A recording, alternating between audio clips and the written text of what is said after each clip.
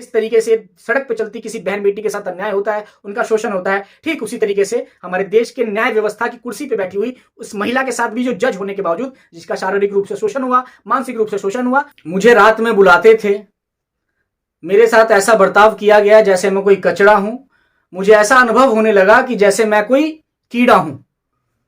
मुझे उम्मीद था कि मैं दूसरों को न्याय दिलाऊंगी, मैं भी कितनी भोली थी। नमस्कार, आदाब, जय हिंद, जय भारत। मैं अंशु ठाकुर एक बार फिर से आपके सामने एक नई वीडियो लेके हाजिर हुआ हूं। अगर अभी तक आपने मेरे चैनल को सब्सक्राइब नहीं किया तो सब्सक्राइब करें और बेल आइकन दबाना ना भूलें। साथियों, हमारे देश में जो हमारे देश के प्रधानमंत्री हो, देश के गृह मंत्री हो या भारत के किसी भी राज्य के मुख्यमंत्री हो, वो लगातार तमाम बड़े बड़े मंचों से बहुत बड़ी बड़ी बेटियों की सुरक्षा को लेके, महिलाओं के उत्पीड़न के खिलाफ, महिलाओं के सशक्तिकरण के पक्ष में लगातार बड़े बड़े भाषण देने का काम करते हैं। अभी 2 दिन से, चाहे वो आज तक हो, चाहे वो कोई भी गोदी मीडिया हो, वो लगातार अपने चैनल पे प्रदेश और देश के बड़े बड़े मुख्यमंत्रियों को बुलाने का काम कर रही है और प्रदेश के जो पार्टी सत्ता में राज कर रही है उनके राष्ट्रीय अध्यक्ष, देश के गृह मंत्री और बड़े बड़े नेताओं को बुलाने का काम कर रही है। अगर वो वीडियो, उनका आप इंटरव्यू देखेंगे तो आपको बहुत हंसी आएगी। जो मौजूदा देश की स्थिति है वो अलग ही साबित होगी उस वीडियो में देखने के बाद। अगर आज हमारे देश की महिलाएं सुरक्षा नहीं है, आप सोचिए कि जो देश में न्याय व्यवस्था पे विचार करने वाली महिलाएं जो जज के कुर्सी पे बैठी हैं, अगर वो अपने लिए अपने शोषण के खिलाफ आवाज उठा रही हैं, उन्हें जज बनने के बाद भी अगर इंसाफ नहीं मिल रहा हो, वो अगर अपने लिए इच्छा मृत्यु की मांग कर रही हैं, तो सोचिए किस हद तक वो मानसिक रूप से और शारीरिक रूप से परेशान कर रही हैं। साथियों, उत्तर प्रदेश के बांदा जिले की घटना है। जो अर्पिता साहू, जो बांदा में सिविल जज के पद पर तैनात हैं, उन्होंने एक ऐसा आरोप लगाया, एक ऐसी चिट्ठी लिखी जिस चिट्ठी को सोशल मीडिया के आने के बाद पूरे देश में बवाल साबित हो गया।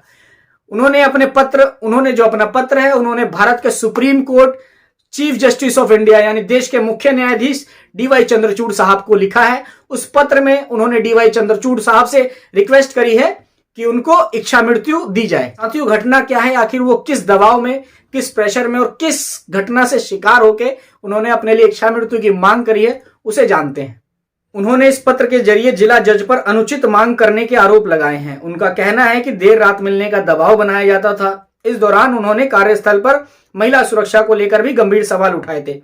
सीजेआई को बांदा की सिविल जज अर्पिता साहू ने पत्र लिखा है। इस दौरान उन्होंने बाराबंकी कोर्ट में नियुक्ति के दौरान घटी घटनाओं पर बात की है। न्यू इंडियन एक्सप्रेस की एक रिपोर्ट के दौरान 2 पन्नों के पत्र में उन्होंने जिला जज की तरफ से की जाने वाली अनुचित मांगों और फिर उत्पीड़न का जिक्र किया है। उनका कहना है कि कई बार की शिकायत करने के बाद भी वह ये पत्र लिखने को मजबूर हुई हैं। रिपोर्ट के अनुसार अगर बात करें, उन्होंने पत्र में लिखा है, मेरे छोटे से कार्यकाल में मुझे प्रताड़ित होने का दुर्लभ सम्मान मिला है। मेरे साथ हद यौन उत्पीड़न हुआ है, मेरे साथ कचरे जैसा बर्ताव किया गया है। मुझे ऐसा महसूस हुआ जैसे मैं कोई कीड़ा मकोड़ा हूं। मुझे दूसरों को न्याय दिलाने की उम्मीद थी, मैं भी कितनी भोली थी। उन्होंने आगे लिखा, मैं भारत में काम करने वाली महिलाओं से कहना चाहती हूं कि यौन उत्पीड़न के साथ जीना सीख लो। यह हमारे जीवन का सच है। पोश एक्ट हमसे कहा गया बहुत बड़ा झूठ है। कोई हमारी नहीं सुनता, किसी को हमारी नहीं पड़ी। रिपोर्ट के मुताबिक उन्होंने पत्र में यह भी कहा, मैं दूसरों को क्या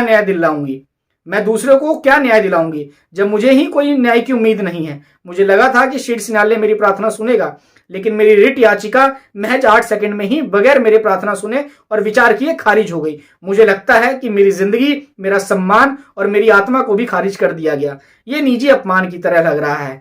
उन्होंने लिखा, मेरी और जीने की इच्छा नहीं है। बीते 1.5 सालों में मुझे चलती फिरती लाश बना दिया गया है। बगैर आत्मा और बेजान शरीर को लेकर और घूमने का कोई मतलब नहीं है। साल 2022 में बाराबंकी में पदस्थ रहने के दौरान जज साहू ने रितेश मिश्रा और मोहन सिंह नाम के 2 वकीलों के खिलाफ भी शिकायत दर्ज कराई थी। उनके आरोप थे कि वकील ने अभद्र भाषा का इस्तेमाल किया।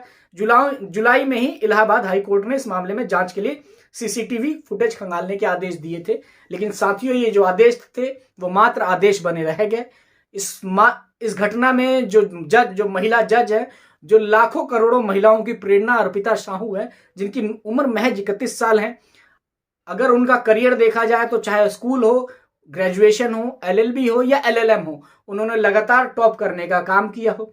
सोचिए, इतने काबिल महिला को जो जज बनी, जज के पद पे जिन्होंने कार्यभार संभालने का काम किया, जिनके सपने थे कि वो उस कुर्सी पे बैठ के देश की बहन बेटियों या मजबूर असहाय लोगों के साथ जिनके ऊपर शोषण होता है उनको न्याय दिलाने का काम करेंगी।